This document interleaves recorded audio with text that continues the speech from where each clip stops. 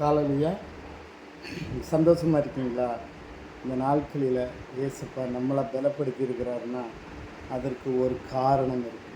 காலையிலையா இந்த காலை முதல் இந்த நேரம் வரை நம்மளை கண்மணி போல காத்திருக்கிறார். பாருங்கள், இந்த நாட்களில் இந்த சூழ்நிலைகளில் எத்தனை பேர் ஆஸ்பத்திரி என்னுடைய ஆயுசு நாட்கள், என்னுடைய வாழ்க்கை, என்னுடைய பிள்ளைகளுடைய எதிர்காலம், என்னுடைய சூழ்நிலைகள், என்னுடைய பொக்கிஷங்கள், என்னுடைய சொத்துக்கள், என்னுடைய வாழ்வாதாரத்தின் பிரச்சனைகள், எத்தனை பேர் வருத்தப்படுகிறாங்க.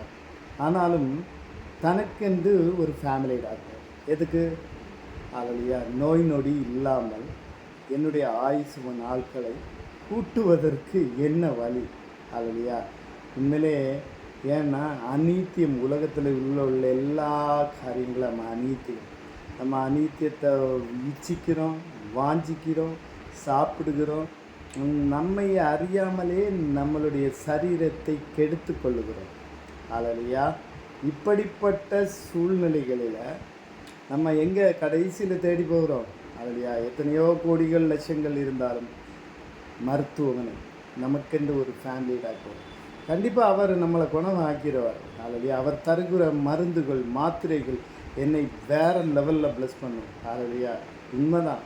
ஆனாலும் ஏசப்பா பைபிள் பொக்கிஷமாகிய பைபிளிலிருந்து ஒரு சில வார்த்தைகளை நமக்கு தந்திருக்கிறார்கள். ஆனால் வேதத்தில் அந்த காரியங்களை நம்ம தியானித்து இருக்கிறோமா?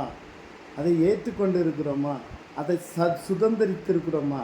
ஏன்னா யோவான் 1:11 என்ன சொல்கிறாங்க? 12 அல்லையா, யாரெல்லாம் எல்லாவற்றையும் எடுத்து கொண்டு இருக்கிறாங்களோ அவங்க எல்லாம் என்னுடைய பிள்ளைகள்.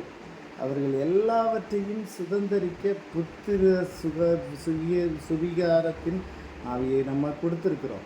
அல்லையா, இப்படிப்பட்ட நாட்களில் நம்ம எப்படி இருக்கிறோம்? அல்லையா, நம்ம அவர்களுடைய பிள்ளைகளாக இருக்கிறோமா? பெற்றோரை நம்ம கை கரங்களில் பிடித்து கொண்டு நடக்கிறோமா? நம்ம அவர்கள் சொல்லக்கூடிய வார்த்தைகளை கேட்டுக்கொள்கிறோமா? அல்லையா, இதை நாம் புரிந்து கொண்டு, சிந்தித்து கொண்டு, ஆராய்ந்து கொண்டு கிடைக்கக்கூடிய 24 மணி நேரத்தில் இந்த வேதத்துக்கென்று ஒரு சில நிமிடங்கள் பயன்படுத்துவதற்கே இன்றைய நாட்களில் மக்கள் இல்லை. ஏன்னா என்ன? சம்பாத்தியம் இல்லை. என்ஜினியர் படித்து விட்டால் அவன் ஒரு ஐடி ஃபீல்டில் ஊதியத்தை பெற்றுக்கொள்வான். வாழ்வாதாரத்துக்கு அவனுடைய சஞ்சலங்கள் எல்லாம் தீர்ந்துடும். வேலை கிடைத்து விட்டது, இனி திருமணம். அல்லையா, திருமணம் கிடைத்து விட்டது, அவனுடைய எதிர்காலத்தை குறித்த வாரிசு காரியங்கள். ஒவ்வொன்றுக்கும் ஒவ்வொரு பாடுகளை அனுபவித்து தான் இந்த நாட்களில் இந்த மாயான உலகத்தில், சஞ்சலமான அனித்தியமான உலகத்தில் நம்ம ஜீவித்து கொண்டு இருக்கிறோம். அல்லையா, நானும் கற்றுக்கொண்டிருக்கிறேன், நானும் அந்த காரியங்களில் செயல்பட்டு இருக்கிறேன். இன்றைக்கு ஏசப்பா என்னை அதிகமாக நேசிக்கிறபடினாலே அவருக்கென்று அவருடைய வேலைக்காரனாய் நான் இன்றைக்கு இருக்கிறேன். ஏனென்றால் அவருக்கு நான் வேலை செய்யும்போது என்னுடைய தேவைகள், என்னுடைய பிள்ளைகளுடைய எதிர்காலத்தை குறித்த காரியங்கள், என்னுடைய பண தேவைகளாக இருக்கட்டும், அவருடைய வருகை வரும்போது எடுத்துக்கொள்ளப்படக்கூடிய சூழ்நிலையில் என்னையும் வைத்திருக்கிறார். நான் அந்த விசுவாசத்தில் பலப்பட்டு இருக்கிறேன். ஏன் அப்படின்னா எரேமியா 3:15 சொன்னது போல எனக்கு நல்ல மேய்ப்பனை தந்திருக்கிறார். அல்லையா, அதன் நிமித்தமாக நான் கற்றுக்கொண்டு பக்தி விருத்தி அடைந்து தேவனுடைய பூரண புருஷனாகும்படியாக நான் வாஞ்சிக்கிறேன். அல்லையா, பவுலடிகளால் சொல்லுவார்கள், நான் ஒன்றிலும் வெட்கப்பட்டு போகாமல் இப்பொழுதும் போல எப்பொழுதும், அல்லையா, ஜீவனாலாகியும் சாவினாலும் என்னுடைய சரீரம் அவருக்கு என்று, இயேசுவின் நாமத்துக்கு என்று பிரயோஜனம். அல்லையா, அதுதான் நான் நேசிக்கிறேன். அல்லையா, ஏனென்றால் எந்த ஒரு மாயான உலகத்திலும் மாம்சீகமாக சோதனைக்கு உட்படுத்த முடியாது. தேவன் எனக்குள்ளாக இருக்கிறபடினாலே. அல்லையா, இச்சையான உலகத்தில் கண்களின் இச்சையில் விழுந்து போகக்கூடாது. ஜீவனத்தின் பெருமை எனக்குள்ளாக இருக்கக்கூடாது. மாம்சீகமான சிந்தனைகள், என்னுடைய சரீரம், எனக்கு என்ன வேண்டும், என்னுடைய அதாவது கட்டுப்படுத்த சரீரத்துக்கு நம்ம இணங்கி நடக்கக்கூடாது. நமக்கு தான் கட்டுப்படணும் இந்த சரீரம். இல்லையா? ஆனால் ஏசப்பா 40 நாள் உபவாசம் இருந்து வந்த போதே அவர் மாம்சத்தில் சோதிக்கப்பட்டார். ஹல்லேலூயா. தயவு செய்து உலகத்தின் பாதையில் இழந்து போகக்கூடாது. ஹல்லேலூயா. அப்போ வேதத்தில் ஒரு சில வார்த்தைகளை குறித்து நம்ம கற்றுக்கொள்ளல, தியானிக்கிறத, அதை அறிந்து கொள்வதற்கு நம்ம இந்த நேரத்தை பயன்படுத்துவோம். ஹல்லேலூயா. நீதிமொழிகள் 3வது அதிகாரம் 13வது வசனத்திலிருந்து நம்ம பார்ப்போம். ஹல்லேலூயா. ஞானத்தை கண்டடைகிற மனுஷனும் புத்தியை சம்பாதிக்கிற மனுஷனும் பாக்கியவான். ஹல்லேலூயா.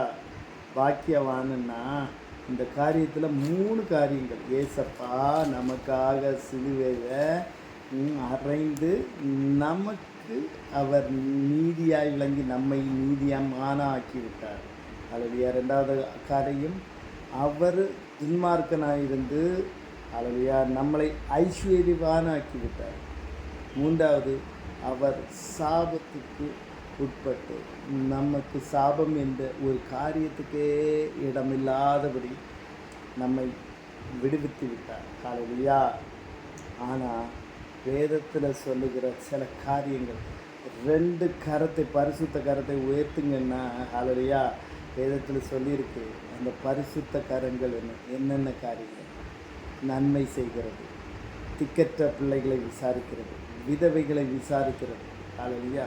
அதிகமான நிறைய காரியங்கள். யாக்கோபு 4:17 நன்மை செய்ய அறிந்தும் அதை செய்யாமல் இருக்கிறது பாவம். ஹல்லேலூயா. பரிசுத்த கரங்களை உயர்த்தி ஆராதனை பண்ணி மகிழ்ச்சியை கொண்டாடி அவருடைய சன்னிதானத்தில் பிரசித்தி பெற்ற வார்த்தைகளையும் பாடல்களையும் மகிமைப்படுத்தக்கூடிய வேத வசனத்தையும் ஆராதனைக்கு உட்பட்டு நம்ம செய்து அடுத்த செகண்டு நம்ம வீட்டுக்கு வந்தால் என்ன நடக்குது பாருங்கள். மாமியார் மருமகள் பிரச்சனை. ஹல்லேலூயா. மகன் மாமியார் பிரச்சனை. ஹல்லேலூயா. பிள்ளைகள் பெற்றோர் பிரச்சனை, வாக்குவாதங்கள், பொறாமைகள், சஞ்சலங்கள், மேட்டிமை, அகந்தை. ஹல்லேலூயா. கபடான இருதயம். ஹல்லேலூயா. எத்தனையோ காரியங்கள். அப்போது சில காரியங்கள் வேதத்தில் கொடுத்துக்கப்பட்டிருக்கு. பாருங்கள், பாக்கியவனாக இருக்கிறதுக்கு ஏசப்பா எந்த காரியங்களெல்லாம் செஞ்சு, ஆனால் ஞானத்தையும் தந்துட்டாரு. ஹல்லேலூயா. நமக்குள்ள விசுவாசம் அப்படி செயல்படணும். ஹல்லேலூயா. 14வது வசனம், அதன் வர்த்தகம் வெள்ளி வர்த்தகத்திலும் அதன் ஆதாயம் பசும் பொன்னிலும் உத்தமமானது. ஹல்லேலூயா. வேதத்தில் சில காரியங்கள் நம்ம கற்றுக்கொள்ளும் போது இதெல்லாம் ஆட்டோமேட்டிக்காக வரும். தேவனுடைய ஞானம் நமக்குள்ளாக இருக்கும்போது இந்த காரியங்கள் எல்லாம் என்ன செயல்படும். அன்றைய நாட்களில் சாலமோன் ஞானி 1000 மாடுகளை தகனப்படி கொடுத்து தேவன் அந்த இடத்துல வந்தார். தேவன் என்ன கேட்டார்? உனக்கு என்ன வேணும்? ஐஸ்வர்யம் கேட்டிருக்கலாம்ல, பெண் பொன் உலகத்தின் ஆசாபாசங்களை கேட்டிருக்கலாமே. ஹல்லேலூயா. ஒன்றே ஒன்று, ஞானத்தை கேட்டார். அந்த ஞானத்தை குறித்து தான் நம்ம பேசிட்டு, அந்த ஞானத்தின் நிமித்தமாக நமக்கு என்னென்ன காரியங்கள் கிடைக்கிறது. நம்ம ஆஸ்பத்திரிக்கு போக வேண்டாம். ஹல்லேலூயா. நம்ம தேவையில்லாத காரியங்களை சேர்க்க வேண்டிய தேவை இல்லை. ஹல்லேலூயா. இந்த உலகத்தில் எதையும் கொண்டு வந்ததும் இல்லை. நிர்வாணியாக வந்து நிர்வாணியாய் போகிறோம். இந்த சூழ்நிலைகளில் நமக்கு நம்ம மற்றவர்களுக்கு எப்படி எடுத்துக்காட்டு உள்ளவர்களாய், உண்மையுள்ளவர்களாய், ஏசப்பாவுக்கு உகந்த ஊழியக்காரனாய், ஏசப்பாவுக்கு உத்தமமுள்ள பிரியமுள்ள வேலைக்காரனாய் இருக்கிறோம் என்று சிந்தித்து பாருங்கள். ஹல்லேலூயா. 3வது வசனம் 15வது, அதாவது 3 நீதிமொழிகள் 3:15, முத்துக்களை பார்க்கலும் அதை விலையேற பெற்றது. எது? ஞானம் வந்துட்டுன்னா பாருங்கள், நம்ம பிஸ்னஸாக இருக்கட்டும், வாழ்க்கையாக இருக்கட்டும், வழக்கையாக இருக்கட்டும், என்னென்ன காரியங்கள் எல்லாம் ப்ரெசன்ஸ்.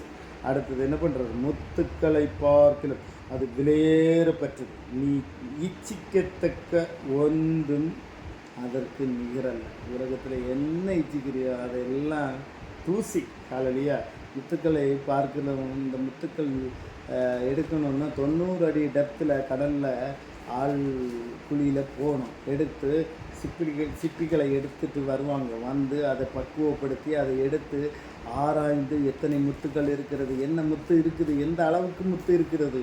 அல்லையா ஒரு நாள் 24 மணி நேரம், எத்தனை மணி நேரம் வேதத்துக்கு ஏண்டு ஆராயக்கூடிய வசனங்களை நம்ம சிந்தித்து கொண்டிருக்கிறோம். அல்லையா நன்றாக யோசித்து கொள்ளுங்கள். உங்களுடைய வாழ்க்கையில் எப்படி நீங்கள் மற்றவர்களுக்கு எடுத்துக்காட்டு உள்ளவர்களாய், நற்கிரியை செய்கிறவர்களாய், நன்மை செய்கிறவர்களாய், திக்கற்ற பிள்ளைகளை விசாரிக்கிறவர்களாய், நன்மை செய்ய அறிந்தும் செய்யாது இருக்கிறவர்களாய் சிந்தித்து பாருங்கள். அல்லையா வெளிப்படுத்தல் 21:8 சொல்லுகிறது, முதல் பாவம் பயப்படுகிறவர்கள், 2வது பாவம் அவிவிசுவாசம். எவ்வளவோ நம்ம பலப்பட்டு இருக்கிறோம். ஒரு பணத்தை வேணால் அவிசுவாசம் ஆகிடும். அல்லையா இந்த சூழ்நிலைகளில் ஏன்னா ஏசப்பா பிள்ளைகளாக நம்ம இருக்கிறதுனால அறிக்கை பண்ணுறதுக்கு, கட்டளை இடுறதுக்கு நமக்கு அதிகாரத்தை தந்திருக்கிறார். ஏசப்பா நமக்கு தந்திருக்கிறார். டிக்ளேர் பண்ணுங்கள்.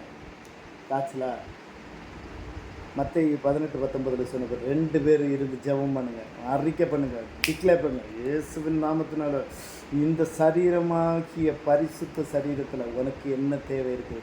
கிரயத்துக்கு கொள்ளப்பட்ட சரீரம் இந்த சரீரம். இந்த சரீரத்தில் உனக்கு தேவையில்லை. இது பரிசுத்தமான சரீரம். நீ உன்னை ஒப்புக்கொள்ளு. நீ ஒப்பு கொடுத்து விசுவாசத்தில் பலப்படு. அல்லையா உன்னை அறிக்கை பண்ணு.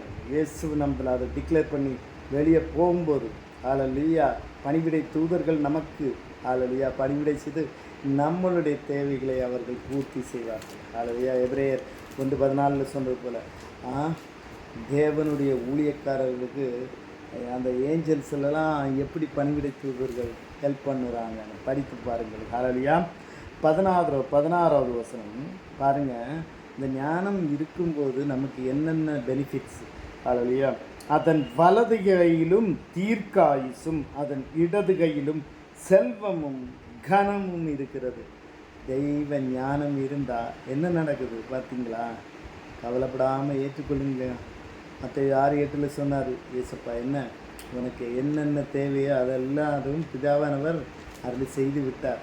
அதே மாதிரி நம்ம ஞானத்தையும் தெய்வ அறிவையும் புத்தியையும் கேட்டு பெற்றுக்கொள்ளும்போது எல்லா முத்துக்களை பார்க்கிலும் அல்லேலூயா வர்த்தகங்கள், வெள்ளி, எல்லா பிஸ்னஸாக இருக்கட்டும், என்ன காரியங்களாக இருக்கட்டும் பாருங்கள். கடைசியில் அதன் அல்லேலூயா வலது கையில் தீர்க்காயுசும் இடது கையில் செழிப்பும் கனம்.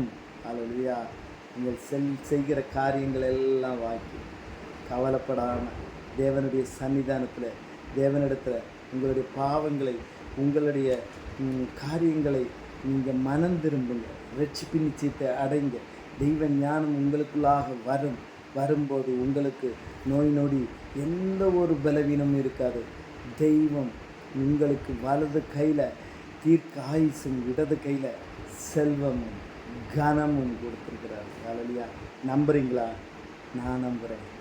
ஏசப்பா பிளஸ்ஸடாக இந்த வார்த்தைகளை தந்திருக்கிறார். ஏன்னா வேதம் இருபுறமும் கருக்குள்ளப்பட்டது. தனக்கு தேவையான காரியங்கள் மட்டும் இல்லை. வேதத்தை முழுமையாக படித்து பார்த்தீங்கன்னா அல்லேலூயா ஒவ்வொரு வார்த்தைகளையும் நாம் கற்றுக்கொள்ளப்படும். நம்ம எவ்வளவோ கிறிஸ்தவர்களாக இருக்கிறோம். ஒரு சகோதரன் ஒரு 4-5 பேர் ஒரு 4-5 கொஸ்டின்ஸு நம்மக்கிட்ட கேட்கும்போது நம்ம அதை விடை கொடுக்க முடியாதபடி சூழ்நிலைகளில் நம்ம தள்ளப்படக்கூடாது. ஏன்னா முதலாவது தேவனுடைய ராஜ்யம், அவருடைய நீதி, சத்தியம் அறிவீர்கள், சத்தியம் உங்களை விடுதலையாக்கும்.